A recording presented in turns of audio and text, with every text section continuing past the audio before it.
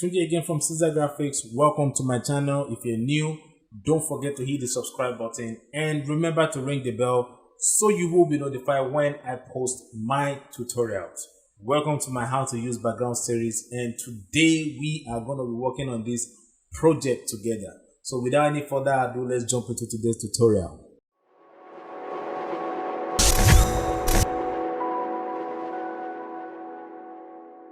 This was one of the designs sent to me this week by one of my group members. Allow me share with you why I think the design is not successful. So I say here that the design is not balanced. Why? Because the designer did not work with grid. All right, because if you look at the space between the instant payments, instant sending, 100% legit, and the all 1 month validity, you realize that the space between them is different from the one we have between the all 1 month validity and the never be cut off the internet here. The space are not equal. Another example again here is the space we have between the boxes. You realize that the space we have here is different from the one we have here, and it's also different from the one we have here. And then one other thing I noticed again is the space here, because if you look at the space here, it's different from the one we have here also, and the box here is not well aligned with the place your order now here. Another one is this one here. You will realize that the box here is even out of the frame, which is not professional. Okay. And then one other thing I realized again here is that we have too many contrasts. Okay, this is one contrast here, this is another one here. Now the colors also, these two colors here are high contrast color that are calling for attention at the same time. And then we also have another one here that says place your order, and then we have the contact and the account details. So we have too many elements calling for attention at the same time, which is not professional. And then so I say the color combination is wrong. Okay, so the way the colors are used is not balanced. Everything is too heavy for the artwork. Whether the client load you with too many information or not, your job as a designer is to make sure that the final project comes out simple. Now, this is what you need to do when you receive the brief. Find out factors to use. Proximity should be the first thing to consider, which will now lead you to the type of grid you are going to use to achieve the project. So I'm going to redesign the project, and the application I'm going to be using to achieve this is going to be Adobe InDesign. And the color that I'm going to use to achieve this project is going to be the analog color harmony. Now, the reason why I'm using this color is because I don't want to have too many colors, because I noticed that the design is already loaded with too many information. So using too many colors is going to kill the look of the design. So I decided to use colors that are next to each other that won't make it too obvious that the colors are too much. Now, it's not compulsory you use the same color harmony that I'm using to achieve this project when you're asked to work on project like this. Okay, now you are free to use any color harmony of your choice, but for me, the way I think is going to look better to make this project look the way I want it is to use this type of color harmony. So join me on InDesign as I redesign the project. So I'm going to create a new document now. I'll go to File and Create Documents, and first I'll change this to pixels, because I always like to work with pixels when I'm setting my width and height. So I'm using 800 by 800 for this project, and I'm going to switch back to pixels. Okay, I'm going to select Create. Okay, so here we are now on InDesign. Now we can't find those colors here on our color swatches. We are going to create those colors ourselves. I already created those colors myself on Photoshop, and I'm going to put them now in my InDesign project. Okay, now if you're using Adobe CC, okay, you can go to your library and then add the color. But for those of you who does not have Adobe CC account, this is how to do it. So I'm going to drag the color and drop here like so. All right, so this is the color, and I'm just going to draw 3 shapes. All right, so I'm going to put one here, put another one here, and I'm going to put another one here like so. So I'm just going to select this, pick the eyedropper tool, and select this color. and I'll come here. So now that we have those colors, I'm going to delete this and we have this. I'm going to remove the outline from the boxes like so. Okay, so it's time for us to add the colors. So I'm just going to come here, click on this menu line here, and I'm going to say add unnamed colors. Now you see we have those colors as part of our colors here. Oops, I mistakenly applied to the shapes. Alright, so I'm going to delete those shapes now, and I'm going to go to the pages panel here. So if you can't find this panel, simply go to Windows and you'll see pages here. So the shortcut is right in front of it, is F12. I'm going to double click on the A master, okay, and I'm going to go to layout and select margin and columns. So I'm going to use 5 columns, okay, and so I'm going to make my margin 3, and I'm going to leave the gutter the way it is, and I'm going to say okay. I'm going to go to my layer panel here now, and I'm going to call this my 3, okay. All right, and I'm going to create a new layer, and I'll call this BG, okay, and I'm going to go to my shape 2.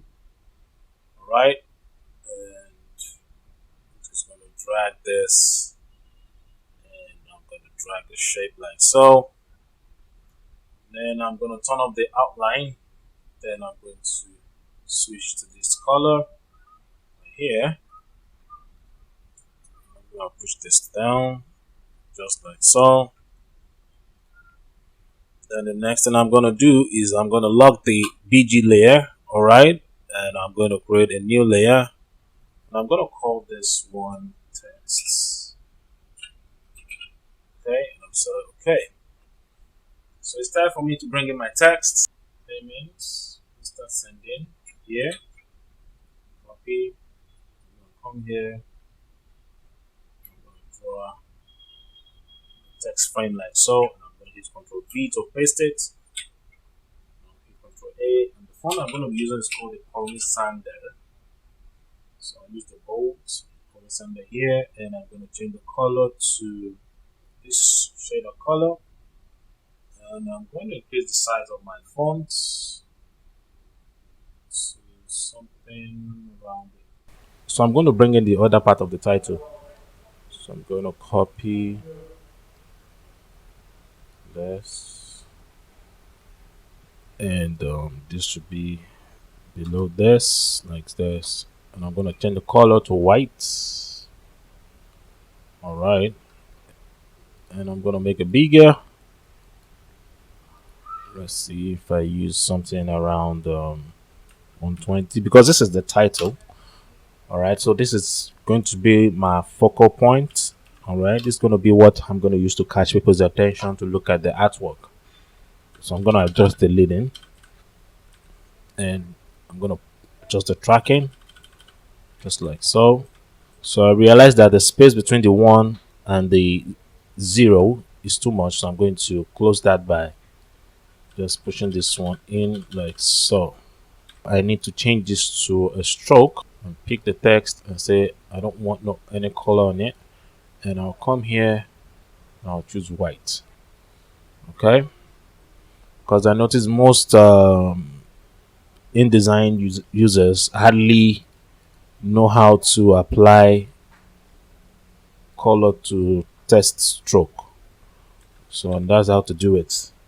So I'm just going to position this here and push this down here. So I'm going to close the text frame with Control Alt and C. All right, I'll do the same thing here again, Control Alt and C, and I'm going to move this down to about this point like so. So I'm going to shift select the 2 text frame, and I'm going to hold Control Shift and drag. All right, so this is good. 27 now, because I always dislike using those 0.5.1 or 5 point anything. I'm not always a fan of it, so I'm going to do the same thing to this. So this one should be 116. Yeah, this is good. Okay, so I'm going to draw my next focal point, which is going to be this.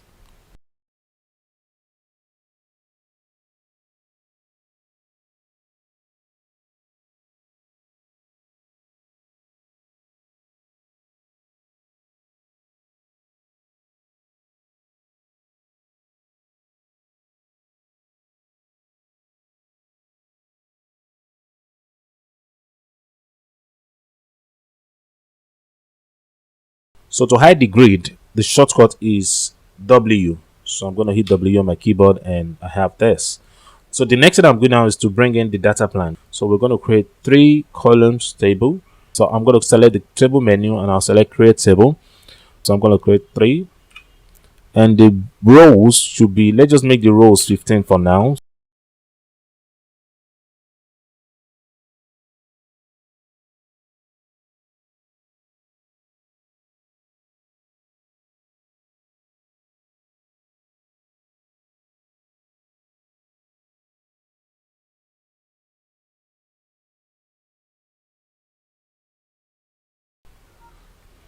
I think I need to make the table touch this side of my grid. So I'm going to hold on Control Shift and I'll drag this in like so. Yeah, I need to adjust it on this side too. I'm just going to hold on Control Shift and drag it in like so, and this should be at the center of this. I'm going to do it a little bit more.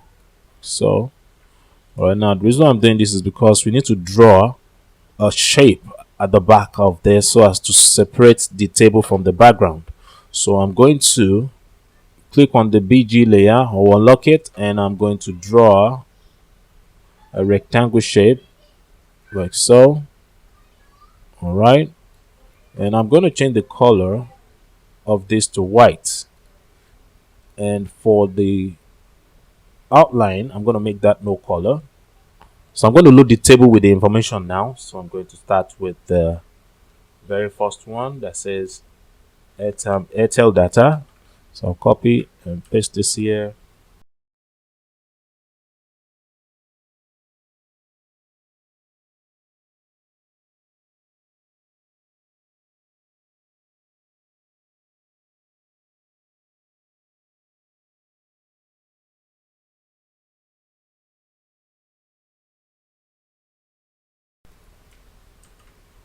All right, so I notice we still need to have more rows. So what we're going to do is I'm just going to select this row of the table, and I'll right click and select insert, and I'll select rows.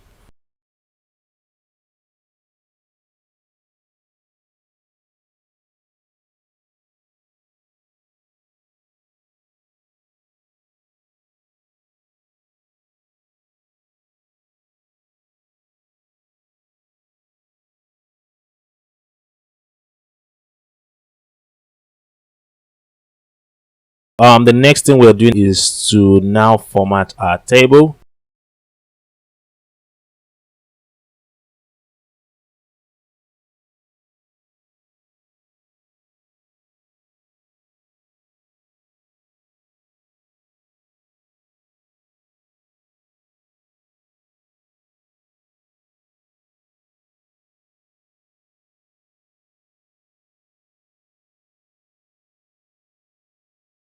Double click on the table, and I'm going to select all the information on the table like so, and I'll go to table. I'll select cell option and I'll select text. So I'm going to just push this like so. All right, to hit OK. Then sorry, I need to change the color of the table. All right, so I'm going to click on this line here. So this is what we're going to be using to change the color of the table lines.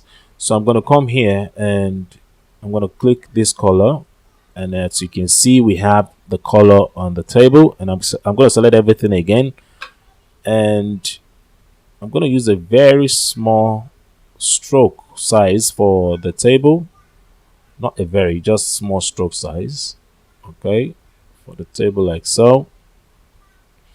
I think this is still small, so I'm going to use something a little bit stronger like so. Yeah, this is good. So the next thing I'm going now is to take out these lines here from my table.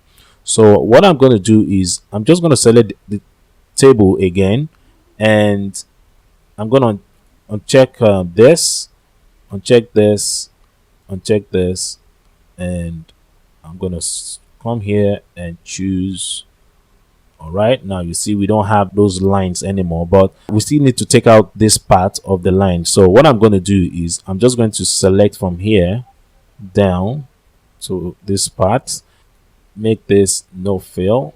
So now we don't have those lines anymore. So I'm going to do the same thing to this one.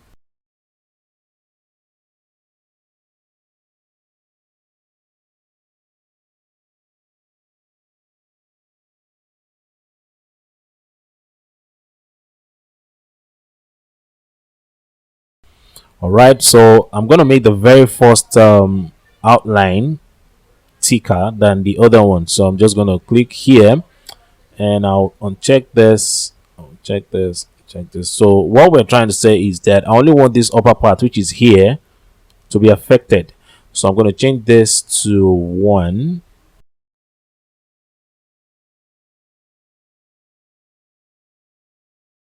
Okay, so I realize that there's a problem here. So what I'm going to do is I'll push this down. I'll drag this down. And I need to add another stroke here so as to make it look the same as the way we have the other ones here. This row, like so, I'll right click and I'll say insert and I'll say insert row. So this should be 1. Okay.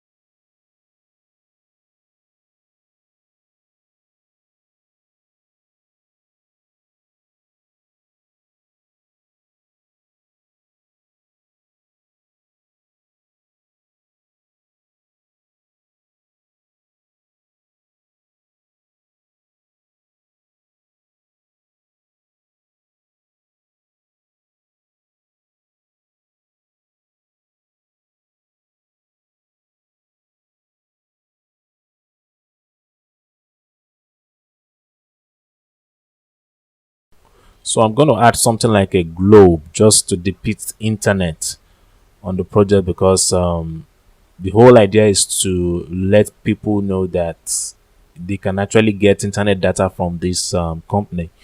So I already have this internet icon drawn on my Illustrator, so just going to copy it with Control C or Command C for Mac users, and I'm going to go straight back to InDesign, and I'll hit Control V or Command V for Mac users on the project. So I'm just going to drag that and drag it like big like so, and I'll unlock the background layer and move it to the background layer, and I'm going to change the color to the shade of color, and I'm going to reduce the opacity like so.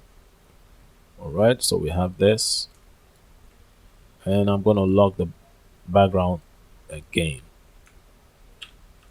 I hope you enjoyed today's tutorial, guys. If you have not subscribed, don't forget to hit the subscribe button and remember to ring the bell so you'll be notified when I post my tutorials. I'll see you guys again in my next video. Peace.